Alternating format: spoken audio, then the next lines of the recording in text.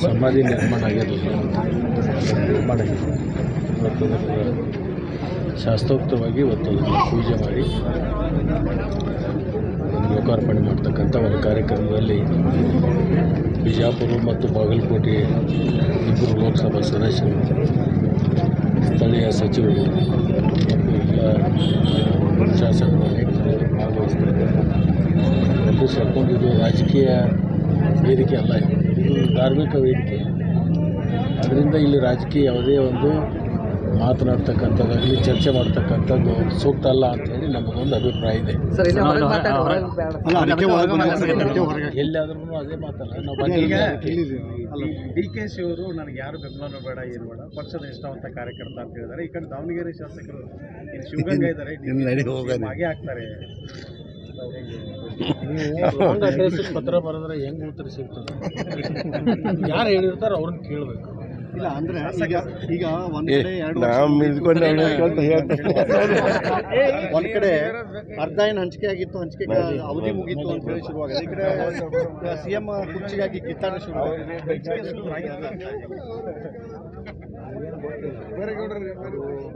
ಮಾನ್ಯ ಮುಖ್ಯಮಂತ್ರಿಗಳು ಮತ್ತು ಹೈಕಮಾಂಡದಲ್ಲಿ ಏನು ಚರ್ಚೆ ಆಗಿತ್ತು ನಾವು ಯಾರಿಗೂ ಕೂಡ ಶಾಸಕರಿಗಾಗಲಿ ಅಥವಾ ಸಚಿವರಿಗಾಗಲಿ ಅದರ ಮಾಹಿತಿ ಇಲ್ಲ. ಅದರದ್ದು ಏನು ಆಗಿದೆ ಅನ್ನುವಂಥದ್ದು ಅವರೇ ಹೇಳಬೇಕಾಗ್ತದೆ, ಅಥವಾ ಇಲ್ಲಾಂದರೆ ಹೈಕಮಾಂಡದವ್ರು ಹೇಳಬೇಕು. ಅದೇ ಈ ಡಿನ್ನರ್ ಪಾರ್ಟಿಗಳೆಲ್ಲ ನಡೀತಾ ಇದೆ.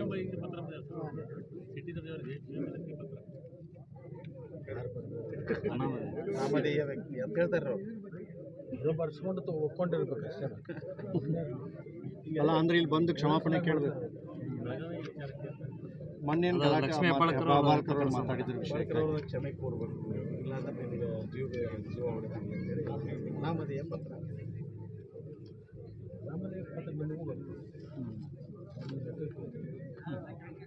ಅಡ್ರೆಸ್ ಹಾಕಿದ್ರೆ ಅದೊಂದು ಲೆಕ್ಕಕ್ಕೆ ಅಧಿಕೃತ.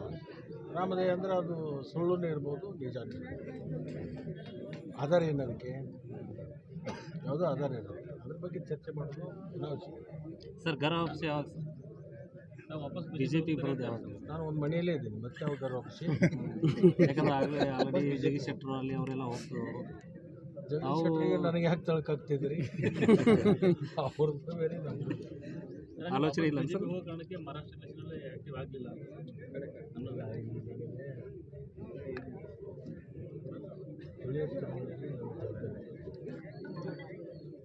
ಪಟಾಂಡ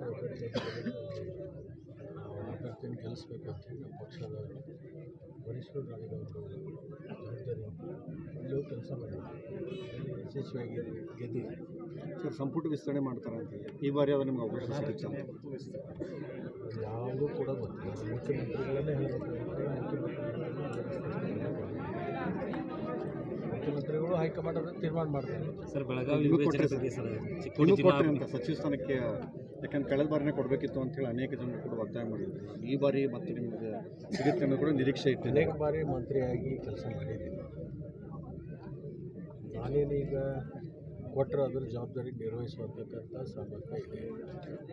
ಕೊಟ್ಟರು ಸಂತೋಷ, ಕೊಡದೇ ಇದ್ರು ಅದ್ರ ಬಗ್ಗೆ ನಾನೇನು ಅಪಾಪಿಸ್ತಾ ಅಂತಕ್ಕಂಥ ವ್ಯಕ್ತಿ ಅಲ್ಲ. ಸರ್, ಚಿಕ್ಕೋಡಿ ಜಿಲ್ಲೆ ಯಾವತ್ತೇನುವಂಥದ್ದು ಇದೇ 4-6 ಸ್ಥಳಗಳ ಜಿಲ್ಲೆಗಳಾಗಬೇಕು ಅಂತಕ್ಕಂಥ ಅಭಿಪ್ರಾಯ ಜಿಲ್ಲೆಯಲ್ಲಿದೆ. ಬೆಳಗಾವಿ ಭಾಳ ದೊಡ್ಡ ಜಿಲ್ಲೆ, 18 ಕ್ಷೇತ್ರ ಹೊಂದಿರತಕ್ಕಂಥದ್ದು, ಭಾಳ ದೊಡ್ಡ ಜಿಲ್ಲೆ ಇರೋದರಿಂದ ಆಡಳಿತಾತ್ಮಕ ತೊಂದರೆ ಆಗುತ್ತೆ, ಭಾಳ ದೂರದಿಂದ ಬರಬೇಕಾಗುತ್ತೆ ಅಂತಕ್ಕಂಥ ಅಭಿಪ್ರಾಯ ಇದೆ. ಬಹುದಿನಗಳಿಂದ ಚಿಕ್ಕೋಡಿನೂ ಆಗಬೇಕು, ಗೋಕಾಕ ಆಗಬೇಕು ಮತ್ತು ಅಥಣಿನೂ ಆಗಬೇಕು ಅಂತೇಳಿ ಜನ ಕೇಳ್ತಾ ಇದ್ದಾರೆ. ಸಂದರ್ಭ ಬಂದಾಗ ನಾವು ಚರ್ಚೆ ಮಾಡ್ತೀವಿ. ಸರ್, ಈ ನಕ್ಸಲರಿಗೆ ಸಿದ್ದರಾಮಯ್ಯ ಅವರೇ ಶರಣಾಗಿಬಿಟ್ರು ಅಂತೇಳಿ BJP ಅವರು ಪ್ರಧಾನಮಂತ್ರಿಗಳು ಕೂಡ ನಕ್ಸಲೀಸ್ ತೊಗೊಂಡಿದ್ರಲ್ಲ, ಅವ್ರು ಯಾರು ಶರಣಾದರು?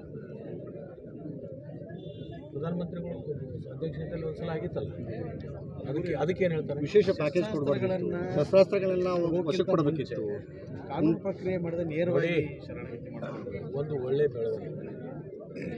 ಇಂಥ ಚಟುವಟಿಕೆಗಳನ್ನು ನಿಲ್ಲಿಸಬೇಕು ಅಂತಕ್ಕಂಥ ಒಂದು ಒಳ್ಳೆಯ ಮನುಷ್ಯನಿಂದ ಇದನ್ನು ಕಾರ್ಯ ಮಾಡಿರ್ತಕ್ಕಂಥ.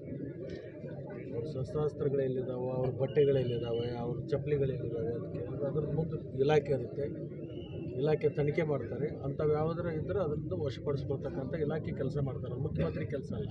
ಅಲ್ಲ ಅಂದರೆ ಮುಖ್ಯಮಂತ್ರಿಗಳು ಏನು ಕಾಡಿಗೆ ಹೋಗಿ ಅವ್ರನ್ನ ಶಸ್ತ್ರ ಹುಡುಕ್ಬೇಕು. ಅನೇಕ ನಾಗರಿಕರನ್ನ ಅವ್ರು ಹತ್ಯೆ ಮಾಡಿದ್ದಾರೆ. ಪೊಲೀಸ್ ಸಿಬ್ಬಂದಿಗಳನ್ನ ಅಧಿಕಾರಿಗಳು ಹತ್ಯೆ ಮಾಡಿದ್ದಾರೆ. ಕಾನೂನಿದೆ, ಕಾನೂನು ಚೌಕಟ್ಟಿನಲ್ಲಿ ಅದೇನಾಗಬೇಕು ಅದಾಗುತ್ತೆ. ಅವರು ಶರಣಾಗತಿಯಾಗಿ ಇನ್ನು ಮುಂದೆ ನಾವು ಕೂಡ ಮಾನವೀಯತೆ ಆಧಾರದ ಮೇಲೆ ಕಾರ್ಯಗಳನ್ನು ಮಾಡ್ತೀವಿ, ಇಂಥ ಚಟುವಟಿಕೆಗಳನ್ನು ನಿಲ್ಲಿಸ್ತೀವಿ ಅಂತೇಳಿ ಅವರು ಬಂದು ಶರಣಾಗತನಾದಂಥದ್ದು ಸ್ವಾಗತ ಮಾಡಬೇಕು ಹೊರತಾಗಿ ಅಂಥವ್ರಿಗೆ ಮತ್ತೆ ಪ್ರಚೋದನೆ ಕೊಡುವಂಥ ಕೆಲಸ ಆಗ್ತದೆ. ಸರ್, ಗ್ಯಾರಂಟಿ ಯೋಜನೆಯಿಂದ ಅಭಿವೃದ್ಧಿಗೆ ಹಿನ್ನಡೆ ಆಗಿದೆ ಅನ್ನೋದು ಅನುಮಾನ ಸಿಗ್ತಾ ಇಲ್ಲ ಶಾಸಕರ ಸಂಬಂಧ. ನನಗೇನು ಅನಿಸಿಲ್ಲ ಅದ್ರ ಬಗ್ಗೆ.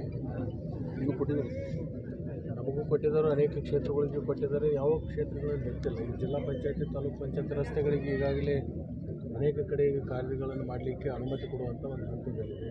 ಲೋಕೋಪಯೋಗಿ ಇಲಾಖೆಗೆ ಕೊಟ್ಟಿದ್ದಾರೆ, ನೀರಾವರಿ ಇಲಾಖೆ ಕೊಟ್ಟಿದ್ದಾರೆ. ಸ್ವಲ್ಪ ಮಟ್ಟಿಗೆ ಮತ್ತು ಅದಕ್ಕೆ ಸುಮಾರು ಒಂದು 50-56 ಸಾವಿರ ಕೋಟಿ ಹಣ ಹೋಗೋದ್ರಿಂದ ಅದು ಅಭಿವೃದ್ಧಿ ಅಲ್ಲ. ಏನದು ಯಾರು ನಿರ್ಗತಿಕರಿರ್ತಾರೆ, ಬಡವರು ಇರ್ತಾರೆ, ಅಂಥವ್ರ ಜೀವನ ಮಟ್ಟ ಸುಧಾರಣೆ ಆದದ್ದು ಅಭಿವೃದ್ಧಿ ಅಲ್ಲೇನು? ಏನು ರಸ್ತೆ ಚರಂಡಿ ಮಾಡಿದರೆ ಅಷ್ಟೇ ಅಭಿವೃದ್ಧಿ? ಬಡವರ ಜೀವನ ಮಟ್ಟ ಒಂದು ಸುಧಾರಣೆ ಆದಂಥ ಸಂದರ್ಭದಲ್ಲಿಯೂ ಕೂಡ ಅದು ಅಭಿವೃದ್ಧಿ ಲೆಕ್ಕಕ್ಕೆ